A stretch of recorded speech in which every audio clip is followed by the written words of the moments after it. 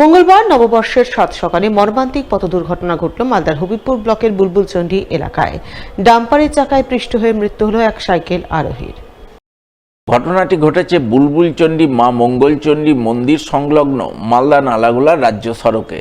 জানা গেছে মৃত ব্যক্তির নাম শ্রীকান্ত বসু, বাড়ি বুলবুলচন্ডীর রামকান্তপুর এলাকায়। এদিন তিনি সাইকেল চালিয়ে বাজার করতে যাচ্ছিলেন। ওই সময় পাকুয়ার দিক থেকে আসা এক ডাম্পারের চাকায় পিষ্ট হয়ে ঘটনাস্থলেই তার মর্মান্তিক মৃত্যু হয় বলে খবর। এই ঘটনাকে কেন্দ্র করে এলাকায় ব্যাপক উত্তেজনা তৈরি হয়। পাশাপাশি মৃত ব্যক্তির বাড়িতে শোকের ছায়া নেমে আসে। এদিকে এই খবর পাওয়ার পরপরই হবিবপুর থানার পুলিশ ঘটনাস্থলে ছুটে যায়। প্রথমে পুলিশ মৃতদেহটি উদ্ধার করে ময়না তদন্তে পাঠায়। এরপর যানজট নিয়ন্ত্রণে এনে দুর্ঘটনার কারণ খতিয়ে দেখতে তদন্ত শুরু করে বলে জানা গেছে। সকালে পাকুয়া থেকে একটা ডাম্পার মারা যাচ্ছিল, আর পাশ দিয়ে একটা সাইকেল আজ থেকে হাত কাঁপতে কাঁপতে পিছন দিকে ঢুকে স্পটেই মারা গেল। পিছন একটা ঘুরে চলে গেল, ডাম্পারটাকে ধরে নিয়েছে পুলিশ হয়তো সামনে।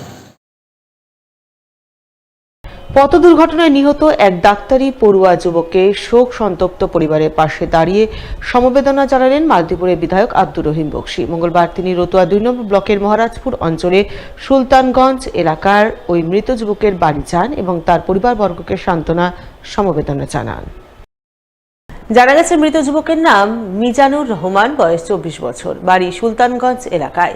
তিনি বর্তমানে হোমিওপ্যাথি বিভাগের ডাক্তারি পড়ুয়া ছিলেন। পরিবার সূত্রে খবর, তিনি গত ১৩ তারিখ গ্যাংটক থেকে বাইক চালিয়ে বাড়ি ফিরছিলেন, কিন্তু ফেরার পথে রায়গঞ্জের কাছে দুর্ঘটনার কবলে পড়ে তার মৃত্যু হয় বলে খবর। এই মৃত্যুতে পরিবারে নেমে আসে গভীর শোকের ছায়া। তাই এই খবর জানতে পেরে মঙ্গলবার মৃত যুবকের বাড়ি গিয়ে তার পরিবারবর্গকে সমবেদনা জানান মালতীপুরের বিধায়ক আব্দুর রহিম বকশী সহ অন্যান্যরা। খুব বেদনাদায়ক ইয়াং ছেলে, ৩০-২৪ বছর বয়স, হোমিওপ্যাথি ডাক্তারিতে পড়াশোনা করছিল। আমাদের বিশাল ক্ষতি এলাকার, সে ডাক্তারে আসতে গেলে আমাদের অনেক উপকার হতো আর কি এলাকার মানুষের।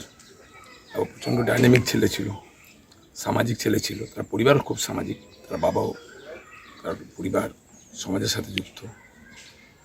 এতে আমরা খুবই শোকাহত।